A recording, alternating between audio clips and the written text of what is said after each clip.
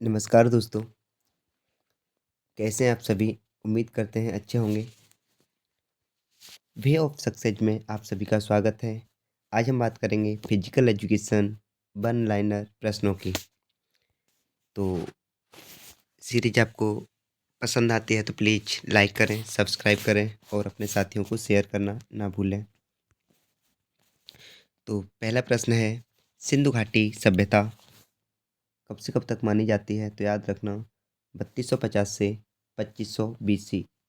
BC की full form क्या होती है? बर्थ बिफोर जीसस चेरिस्ड, अर्थात ईसा मसीह के जन्म से 3250 वर्ष पहले से ईसा मसीह के जन्म से 2500 साल पहले तक। अच्छा, एडी का मतलब क्या होता है? अन्नो डोमिनी, अन्नो डोमिनी। इसका मतलब क्या हुआ? ईसा मसीह के जन्म के बाद का समय। तो जब एक तारीख, पहला महीना और पहला वर्ष जब भी चालू हुआ होगा, तभी से हम मानते हैं कि ईसा मसीह के जन्म से ये कैलेंडर लागू किया गया है।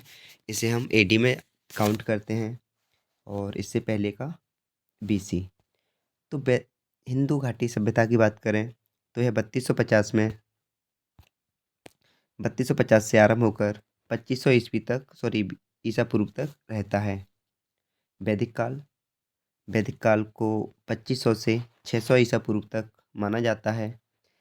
दूसरी भाषा में हम कह सकते हैं कि वैदिक काल को 2500 से 1000 ईसा पूर्व तक। लेकिन डिपेंड करता है ऑप्शन में कौन सा मिलता है, तो उसके अकॉर्डिंग हम देख लेंगे। अच्छा, फिर से 1000 तक क्यों माना? क्योंकि 1000 से आगे से महाकाव्य काल भी कहते हैं कि 1000 ईसा पूर्व से 600 ईसा पूर्व तक किसे मानते हैं हम? 1000 से 600 ईसा पूर्व तक महाकाव्य काल को मानते हैं। बढ़ते हैं आगे। पूर्व हिंदू काल। तो पूर्व हिंदू काल का जो समय है वह है 600 ईसा पूर्व से 320 ईस्वी। 600 ईसा पूर्व से 320 ईस्वी हिंदू काल का समय है। 600 ईसा पूर्व से 1000 ईसा पूर्व। दोनों ही प्रश्न पूछे जाते हैं तो दोनों ही डेट याद रखें। 600 से 320 ईस्वी तक क्या रहेगा? पूर्व हिंदू। और हिंदू काल 600 से 1000 ईस्वी। मध्यकाल 1000 ईस्वी से 1750 ईस्वी तक याद रखेंगे। नेक्स्ट, अमृत कौर कोचिंग स्कीम। पूरा नाम है राजकुमारी अमृत कौर कोचिंग स्कीम। 1953 में आरंभ होती है। याद रखना यह पहली कोचिंग स्कीम थी। तो Rajkumari Amrit Kaur coaching scheme 1953। Advisory board of physical education कब बना? 1959। LNCPE कहाँ पे है? ग्वालियर में। स्थापना कब होती है? 1957। इसके पहले प्राचार्य कौन थे? तो याद रखना PF जोसेफ। इनको कौन सा 1967 में कौन सा अवार्ड मिला था? कमेंट करें, बताएं एक बार 1967 में इन्हें कौन सा अवार्ड मिला था। बात करेंगे national physical national physical efficiency का गठन कब किया गया था? तो याद रखना 1971। Sai sports authority of India, इसका मुख्यालय दिल्ली में है और इसका गठन हुआ था 1984 में। साई का गठन क्यों हुआ? स्पोर्ट अथॉरिटी ऑफ इंडिया का गठन क्यों हुआ? उसके पीछे रीजन रहा था 1982। 1982 का जो एशियन गेम था वह भारत में आयोजित हुआ था। तो उसके लिए बहुत से उपकरण खरीदे गए थे, बहुत से ग्राउंड तैयार किए गए थे। उन सब की देखरेख के लिए साई का गठन किया गया था। स्पोर्ट अथॉरिटी ऑफ इंडिया, जिसका मुख्यालय नई Delhi. NDS national discipline scheme, national discipline scheme कब बना? 1954 में। आगे बढ़ते हैं। तो LNPE ग्वालियर, इसने 2 कोर्स स्टार्ट किए थे। एक BPE bachelor of physical education, इसको स्टार्ट किया था 1957 में। और master of physical education MPED 1963 में, दोनों को स्टार्ट किया था। बात करेंगे UGC का गठन कब हुआ? UGC का गठन कब हुआ? तो 1953 में। CBSE का गठन कब हुआ? 1952 में। CBSE 1952, UGC 1953, MPEd 1963, BPE 1957। गट्समथ गट्समथ कहाँ के थे? जर्मनी के। डी डीआईओ लिविस कहाँ के थे? अमेरिका के। फ्रेंच नोटगल कहाँ के थे? डेनमार्क के। बात करेंगे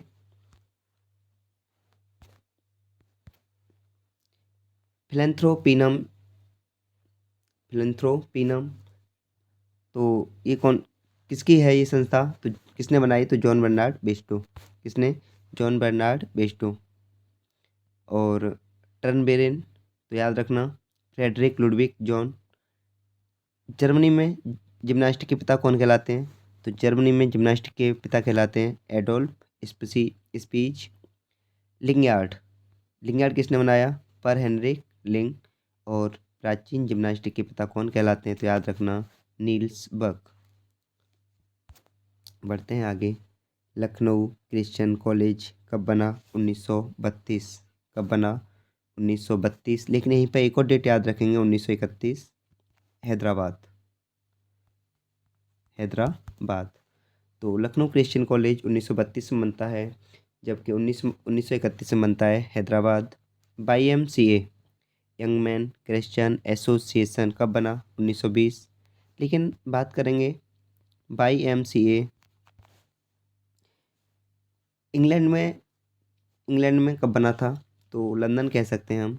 लंदन में कब बना? तो 1844। 1844 में बना था लंदन में, जबकि 1920 में कहाँ बना? भारत में। और एक फुल फॉर्म की बात करें, YWCA young women Christian association, इसकी फुल फॉर्म पूछ ली जाती है तो याद रखें young women. Next, physical education Patiala का गठन कब किया गया? तो हम कहेंगे 1961। वर्तमान खेल मंत्री कौन है? अनुराग ठाकुर। ग्रीस में व्यायामशाला को क्या कहते हैं? पैलिस्ट्रा। शारीरिक शिक्षा का लक्ष्य सर्वांगीण विकास, या सर्वांगीण है याद रखना। मनोरंजन सिद्धांत किसने दिया? तो हम कहेंगे डब्लू पैट्रिक। इतना नाम याद रखो, GT डब्लू पैट्रिक, केवल डब्लू पैट्रिक याद रखेंगे। और इनके साथ थे Lord camps. GT W Patrick और लॉर्ड कैम्स। बात करते हैं एडहॉक समिति। एडहॉक समिति 1948 में बनी। खेल क्या है? तो हम कहेंगे निरुद्देश्य कार्य। खेल क्या है? निरुद्देश्य कार्य। ताराचंद कमेटी कब बनी? 1948। NFC इसकी full form national fitness corps. National fitness corps कब बना? 1965 में। तो ये पहले राष्ट्रीय अनुशासन आयोग था, उसी का नाम 1965 में बदल कर क्या रख दिया? NFC। याद रखना NFC का पूर्व नाम क्या था? राष्ट्रीय अनुशासन आयोग। लेकिन NFC कब बना? नेशनल फिटनेस कॉर्प्स कब बना? 1965। धनुर्विद्या की शिक्षा कहाँ दी जाती थी? तो तक्षशिला। कहाँ? तक्षशिला। अब शारीरिक शिक्षा महाविद्यालयों की बात करें तो मैंने अभी चर्चा की थी हैदराबाद कब बना? 1931। लखनऊ कब बना? 1932। कांदीवली कब बना? तो 1938। शारीरिक शिक्षा प्रशिक्षण महाविद्यालय 1931 हैदराबाद, 32 लखनऊ और कांदीवली 1938। CPET को मान्यता कौन देता है? तो राज्य शिक्षा बोर्ड। BPE को मान्यता कौन देता है? NCTE।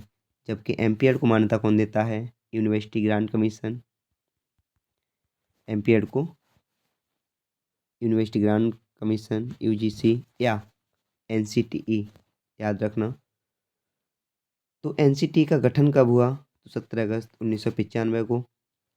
और शारीरिक शिक्षा का स्वर्णकाल किसे कहते हैं? तो हम कहेंगे उत्तर एथेंस काल को। जीएस के सम्मान में कौन से खेल खेले जाते थे? तो जीएस के सम्मान में, जीएस देवता के सम्मान में या गॉड जीएस के सम्मान में ओलंपिक और निमियन खेल। गॉड जीएस के सम्मान में ओलंपिक और निमियन खेल। HBPM हनुमान व्यायाम प्रसारक मंडल। हनुमान व्यायाम प्रसारक मंडल ही पहली बार ओलंपिक में भारत की तरफ से अपने खेल जैसे कबड्डी है, खो खो है, इन इनका प्रदर्शन करने परफॉर्मेंस देने गए थे। तो HBPM हनुमान व्यायाम प्रसारक मंडल कहाँ पे है? अमरावती महाराष्ट्र में। इसका गठन कब हुआ था? 1914 में। गठन किया किसने था? तो दो ब्रदर्स भाई थे, वैद भाई थे, अनंत कृष्ण वैद और अंबादास पंत वैद। तो वैद भाइयों ने इसका गठन किया था।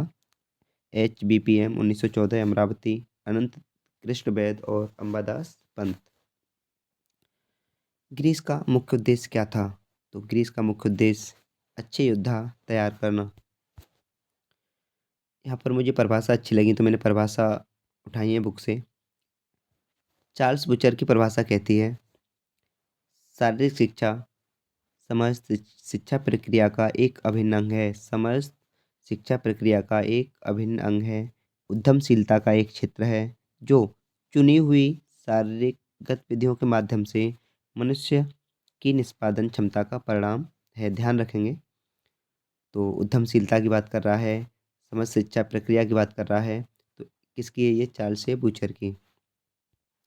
दूसरी, आर्य वैमन क्या कहते हैं शारीरिक शिक्षा को लेकर? आर्य वैमन कहते हैं शारीरिक शिक्षा शिक्षा का वह हिस्सा है जो शारीरिक क्रियाकलापों के जरिए व्यक्ति का विकास करता है। वे उसे प्रशिक्षण देता है। यहाँ पर वह होना चाहिए, वह से प्रशिक्षण देता है। आगे बढ़ते हैं। और परिभाषा कह रही है रूथ बेनेडिक्स। रूथ बेनेडिक्स की परिभाषा कहती है, माता पिता से संतान में हस्तांतरित होने वाले लक्षणों को वंशानुक्रम कहते हैं। माता पिता से संतान में हस्तांतरित होने वाले लक्षणों को क्या कहते हैं? वंशानुक्रम। वुडवर्थ क्या कहते हैं? वुडवर्थ कहते हैं वंशानुक्रम में वे सभी बातें सम्मिलित हैं जो कि व्यक्ति में जबकि उसके जीवन से आरंभ हुआ जन्म के समय नहीं वरन गर्भाधान के समय जन्म से लगभग 9 माह पूर्व उपस्थित थी। तो दोबारा समझें वंशानुक्रम की परिभाषा वुडवर्थ ने क्या दी। वंशानुक्रम में वे सभी बातें सम्मिलित हैं जो कि व्यक्ति में जबकि उसके जीवन आरंभ हुआ जन्म के समय नहीं वरन गर्भाधान के समय जन्म से लगभग 9 माह पूर्व उपस्थित थी। तो हम कहेंगे वंशानुक्रम का मतलब क्या हुआ? जो हमारे पिता के गुण, माता के गुण हमें आते हैं, वही वंशानुक्रम की बात कही गई है कि हमारे जन्म से भी 9 माह पूर्व उपस्थित वो गुण थे। ठीक है। पीटरसन कहते हैं वंशानुक्रम को लेकर व्यक्ति अपने माता पिता के माध्यम से पूर्वजों की जो विशेषताएं प्राप्त करता है उसे वंशानुक्रम कहते हैं। तो याद रखना, माता पिता के माध्यम से पूर्वजों की जो विशेषताएं प्राप्त करते हैं, किसने कहा? पीटरसन ने। आगे बात करते हैं। रोज कहते हैं रोज खेल एक प्रसन्नदायक स्वप्रेरक क्रियाशील गतिविधि है और जिसमें व्यक्ति विशेष को अभिव्यक्ति का पूर्ण अवसर प्राप्त होता है। ये वही रोज लग रहा है मुझे, रोजलैंड कैसिडी। तो रोजलैंड कैसिडी कहते हैं खेल एक प्रसन्नदायक स्वप्रेरक क्रियाशील गतिविधि है जिसमें व्यक्ति विशेष की अभिव्यक्ति का पूर्ण अवसर प्राप्त होता है। वहीं मैकडावेल कहते हैं प्राणियों के संरक्षण वृद्धि विकास के लिए खेल कूद बहुत ही महत्वपूर्ण है। तो प्राणियों के संरक्षण वृद्धि विकास की बात किसने की? मैकडावेल ने। लेजारस कहते हैं खेल अपने आप में स्वतंत्र गतिविधि है। क्या? खेल अपने आप में स्वतंत्र गतिविधि है जो निरुद्देश्य आनंददायी और दिल बहलाऊ होती है। क्या? निरुद्देश्य आनंददायी और दिल बहलाऊ। कौन बता रहे हैं?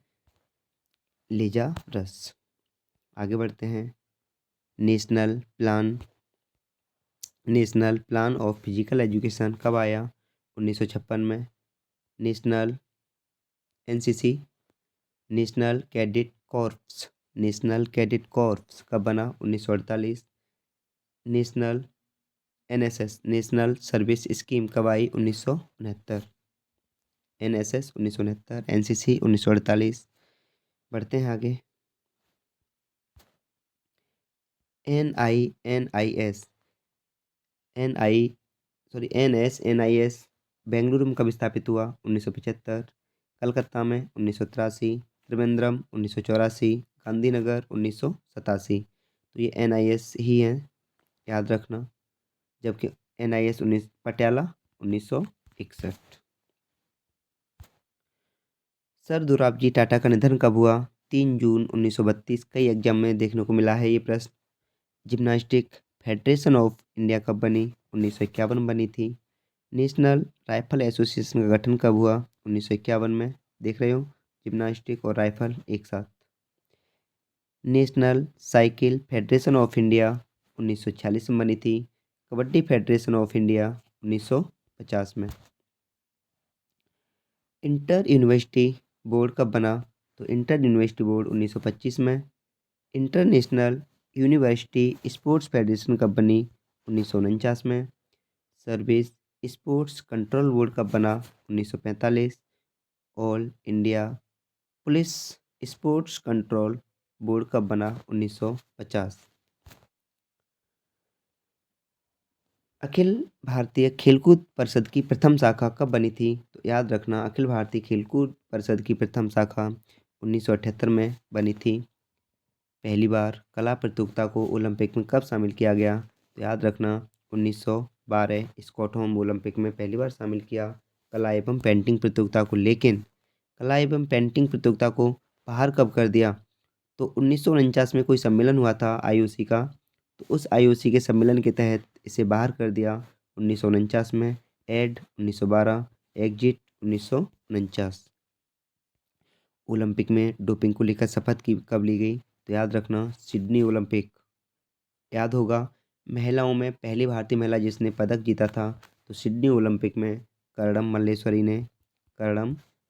ने किसमें? वेट लिफ्टिंग भारोत्तोलन में कौन सा पदक? कांस्य पदक। कौन सा पदक? कांस्य पदक। और आपको पता होगा कि जो खेल विश्वविद्यालय दिल्ली में बना है उसकी ब्रांड एम्बेसडर बनाई गई हैं कौन? कर्णम मल्लेश्वरी। अगला प्रश्न, IOA में उपाध्यक्ष कितने होते हैं? तो IOA में उपाध्यक्ष होते हैं 9। अच्छा, यहाँ बात करें IOA इंडियन ओलंपिक एसोसिएशन। क्या? Indian Olympic association. Indian Olympic association, इसका गठन कब हुआ था? तो याद रखना, हमने पदक कब जीता था ओलंपिक में पहली बार? 1928 में। उससे एक वर्ष पहले अर्थात 1927 में। 1927 में हमारा IOA बना, 1928 में हम पदक ले आए। और इसकी वर्तमान अध्यक्ष कौन है? तो याद रखना, PT उषा। ठीक है, PT उषा। और इन्हें ही हम क्या कहते हैं? उड़न परी कौन है? IOA की वर्तमान अध्यक्ष हैं। और IOA का गठन 1927 में हुआ था, याद रख सकते हो। बढ़ते हैं आगे, इतने ही प्रश्न हैं। तो थैंक्स फॉर वाचिंग। यदि आपको पसंद आती है हमारी क्लास तो प्लीज़ लाइक करें, सब्सक्राइब करें। और आपके संपर्क में कोई है आपका साथी, तो उसके पास शेयर करें, ये हमारी रिक्वेस्ट माने। और अपने साथियों को भी मोटिवेट करें और हमें भी मोटिवेट करें। धन्यवाद।